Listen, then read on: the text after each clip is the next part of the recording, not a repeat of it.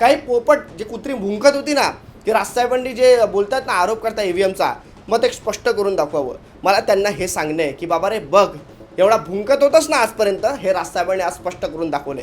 आता ते कुठे गेले ते मराठी माणूस प्रदीप, आणि कुठे गेले बाकी इतर जे यूट्यूबर जे बोलत होते, आज त्यांचे काय व्हिडिओज येत नाही आहेत, आज का ते शांत बसलेत? कारण त्यांना माहिती आहे ही चोरी आमची पकडली गेली आहे. ह्यांची जे IT सेल आहे ना, ह्यांना काल राजसाहेबांनी कामाला लावलं. रात्रीपासूनच भुंकायला सुरुवात केली आहे लोकांनी. काही लोकांनी तर बातम्या दुसऱ्याच काहीतरी सुरू केल्या. पण ह्या गोष्टी महत्त्वाच्या आहेत की निवडणुका याद्या आणि निवडणुका ज्या होत आहेत, ज्या मशीन्स ज्या सत्तेवर येत आहेत, तुम्ही त्या मशीन्स घातक आहेत आणि या मशीन्सवर तर बंदी आलीच पाहिजे. पण ही निवडणूक यादी जी आहे ती पण साफ झाली पाहिजे. यासाठी राजसाहेबांनी काल सांगितलं की आपण सामान्यातल्या सामान्य माणसांपर्यंत पोहोचलं पाहिजे.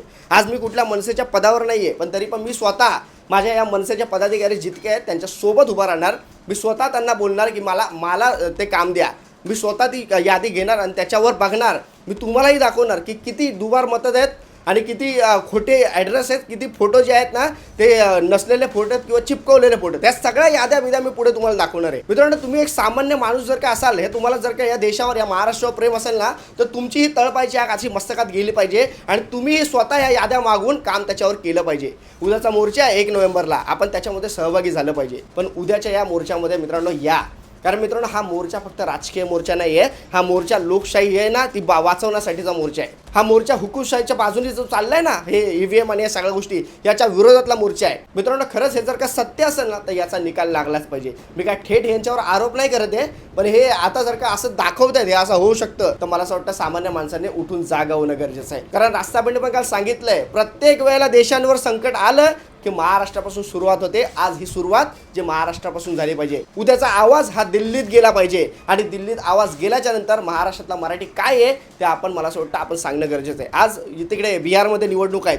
माझी बिहारच्या बांधवांना पण विनंती आहे की तुम्ही जर का खरे माणूस म्हणून जिवंत असाल ना, तर ही जातपात सोडा, ह्या सगळ्या इतर गोष्टी धर्म वगैरे सोडा आणि मग तुमच्या या सगळ्या ज्या बेरोजगारी आहे ना, हा एका प्रश्नावर तुम्ही निवडून द्या.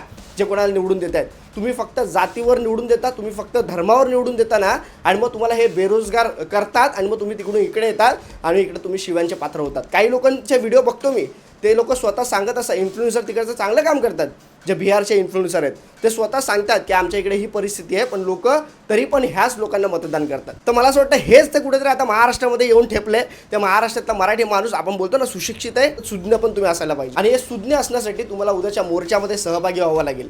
तुम्हाला या सरकारवर प्रेशर करावं लागेल, ह्या तुम्हाला निवडणूक आयोगावर प्रेशर टाकावं लागेल की ही जी गोष्ट घडते ही चुकीची आहे.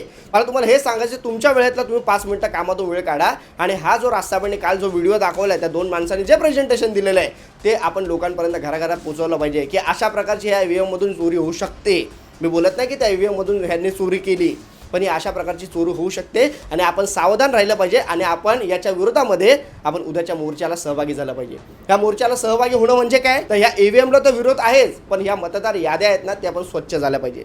एखादा सुलभ शौचालयाचा पत्ता देऊन जर का तुम्ही ह्या मतदार याद्या भरणार असाल, एखाद्या घराचा पत्ता देऊन त्यात 10 बाय 10च्या घरामध्ये 38 माणसं घुसवणार असाल, तर मला असं वाटतं ही निवडणूक घेणं हे शोभतं तरी का, हे स्वतः निवडणूक आयोगाला तरी शोभतं का? आणि त्याच्यामुळे आपल्या निवडणूक आयोगाला प्रश्न विचारायला म्हणून उद्या जायचं आहे, त्यासाठी आपल्याला यायचं आहे आणि प्रत्येकाने यायचं. मित्रांनो, मी स्वतः देखील येणार आहे आणि मला असं वाटतं राजसाहेब स्वतः लोकलने येणार आहेत. त्याचा देखील आपण तेवढाच विचार करणं गरजेचं आहे की बाबा रे, एवढा मोठा नेता जर का लोकलने येत असेल तर आपण काय चीज आहे. आपण ही सुट्टी घेतली पाहिजे आपल्या या महाराष्ट्रासाठी, आपल्या या देशासाठी, आपल्या या लोकशाहीसाठी, आपल्या या संविधानासाठी. आपण एक दिवस सुट्टी घेतली पाहिजे आणि उद्याच्या मोर्चात सहभागी झालं पाहिजे आणि एकच विनंती केली पाहिजे की बाबा रे, तुम्हाला वाटतं ना तुम्ही जिंकून येत आहे, तर मग घ्या बॅलेटवर निवडणुका. मी माझ्या त्या मुंबई तकच्या एका इंटरव्ह्यूमध्ये पण सांगितलं, तुम्ही जर का कर केला नसेल तर तुम्हाला डर पण नको ना.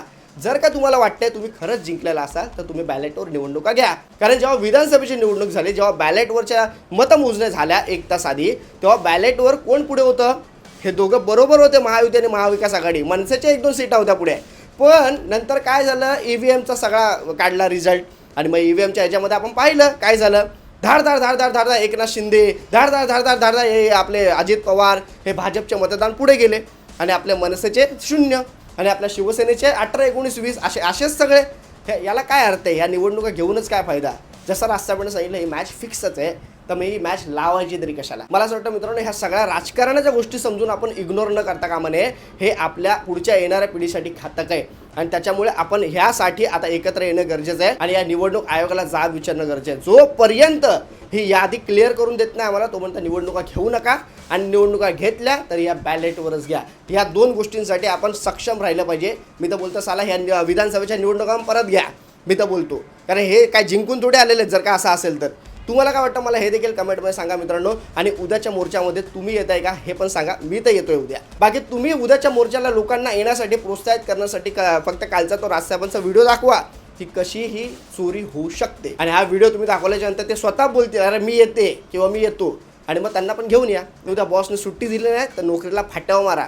1 दिवसाने काही होत नाही. पण मित्रांनो त्या मोर्चात सहभागी व्हा हीच तुम्हाला विनंती करतो. तुर्तास थांबतो मित्रांनो. आपल्या या मनसेवाला कुणाल या चॅनलला जर का तुम्ही सबस्क्राईब केलं नसेल सबस्क्राईब करा आणि हा व्हिडिओ जास्तीत जास्त महाराष्ट्र सैनिक शिवसैनिक आणि मराठी माणसांपर्यंत पोहोचवा. तुर्तास थांबतो. जय हिंद जय महाराष्ट्र.